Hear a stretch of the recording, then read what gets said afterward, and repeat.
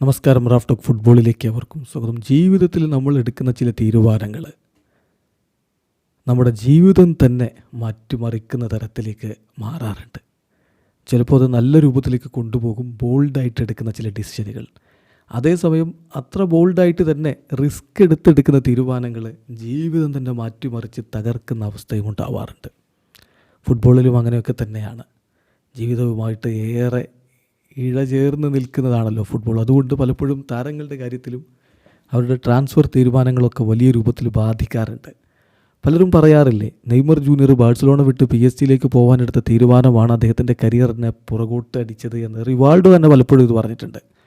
Barcelona വിട്ട് PSG പോക്ക് നെയ്മറുടെ കരിയറിനെ പിന്നോട്ടടിച്ചു എന്ന്. അങ്ങനെ പല ആരാധകരും നിരീക്ഷിക്കാറുണ്ട്. ഇപ്പോൾ നോക്കുക, 7 വർഷങ്ങൾക്ക് മുമ്പ് നടന്നൊരു ട്രാൻസ്ഫർ ഇതുപോലൊരു ജനുവരി മാസത്തിൽ 7 വർഷം തികഞ്ഞിരിക്കുന്നു. അതിന് കുട്ടീഞ്ഞോ FC ബാഴ്സലോണയിലേക്ക് ചേക്കേറി. കുട്ടീഞ്ഞോയെ വിടാൻ ഒരു താല്പര്യവും യർഗൻ ക്ലോപ്പിന് ഉണ്ടായിരുന്നില്ല. ലിറ്റിൽ മജീഷ്യൻ ആൻഫീൽഡിൽ വിസ്മയങ്ങൾ കാണിച്ച സമയമാണത്. അപ്പോഴാണ് അദ്ദേഹത്തിൽ ബാഴ്സലോണയ്ക്ക് താല്പര്യം.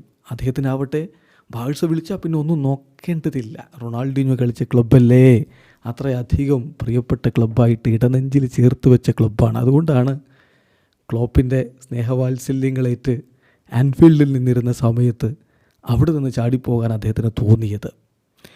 ചെറിയ പൈസക്കൊന്നുമല്ല, $188.3 മില്യൺ. ഡോളറിൽ കണക്കാണേ, യൂറോയുടെ കണക്ക് പറയുമ്പോൾ കുറയും. നിങ്ങൾക്കറിയാമല്ലോ, രണ്ടിൻ്റെ എക്സ്ചേഞ്ച് റേറ്റും തമ്മിൽ വ്യത്യാസമുണ്ട്.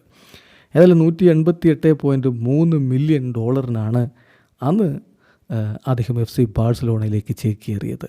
അന്ന് ആ കിട്ടിയ തുകക്ക് 2 താരങ്ങളെ ലിവർപൂൾ സ്വന്തമാക്കി. ആലിസൺ ബക്കറിനെയും വെർജിൽ വാൻ ഡൈക്കിനെയും. 2 പേർക്കുമായിട്ട് അന്ന് ലിവർപൂൾ ചെലവഴിച്ചത് $187.9 മില്യൺ. പിന്നെ സംഭവിച്ചത് എന്താ? കുട്ടീഞ്ഞോ 106 മത്സരങ്ങളാണ് ബാഴ്സലോണയിൽ കളിച്ചത്. അവിടെ നിന്ന് ബയേണിലേക്ക് അദ്ദേഹത്തെ ലോണിൽ വിട്ടു. അവിടെ പോയപ്പോൾ ഒരു UCL കിരീടം ചൂടി. 5 ക്ലബ്ബുകൾക്ക് അവിടെ മുതൽ അദ്ദേഹം കളിക്കുകയുണ്ടായി. അതായത് ബാഴ്സലോണയിലേക്ക് ട്രാൻസ്ഫർ പോയതിന് ശേഷം പിന്നീട് ലോണിൽ പോയി, ബയേണിൽ പോയി, തിരികെ വന്നിട്ട് പിന്നെ അവിടം വിട്ട് പ്രീമിയർ ലീഗിലേക്ക് പോയി. അത് കഴിഞ്ഞിട്ട് പിന്നെ മിഡിൽ ഈസ്റ്റിലേക്ക് പോയി. അതും കഴിഞ്ഞിട്ട് പിന്നെ ബ്രസീലിലേക്ക് പോയി. ഈ കാലയളവിൽ അദ്ദേഹത്തിൻ്റെ കരിയറിൻ്റെ ഗ്രാഫ് കുത്തനെ താഴേക്ക് വീണു. അതേസമയം ലിവർപൂളിലേക്ക് എത്തിയ വിർജിൽ വാൻ ഡൈക്കും ആലിസണുമോ 13 മേജർ ട്രോഫീസാണ് ലിവർപൂളിൽ വെച്ച് നേടിയത്. മാത്രമല്ല, സ്റ്റിൽ ഗോയിങ് സ്ട്രോങ്.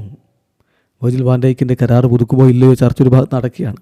പരിക്കേറ്റ് പുറത്തായിരുന്ന ആലിസൺ വീണ്ടും മികച്ച പ്രകടനത്തിന് ഇപ്പോൾ തയ്യാറെടുത്ത് കഴിഞ്ഞിരിക്കുകയാണ്. സോ ജീവിതം അങ്ങനെയാണ്. ചില തീരുമാനങ്ങൾ നമ്മളെ രക്ഷപ്പെടുത്തും. അതേസമയം അതുപോലെ എടുത്ത ചില തീരുമാനങ്ങൾ നമ്മളെ വളരെ താഴേക്ക് കൊണ്ടുപോവുകയും ചെയ്യും. കുട്ടീഞ്ഞോ അക്കാര്യത്തിലൊരു പാഠമാണ്. വീഡിയോ അവസാനിക്കുന്നു. ഫുട്ബോൾ ലോകത്ത് കൂടുതൽ വിശേഷങ്ങളുമായി റാഫ് ടോക്സ് കൊണ്ടുവെത്താം.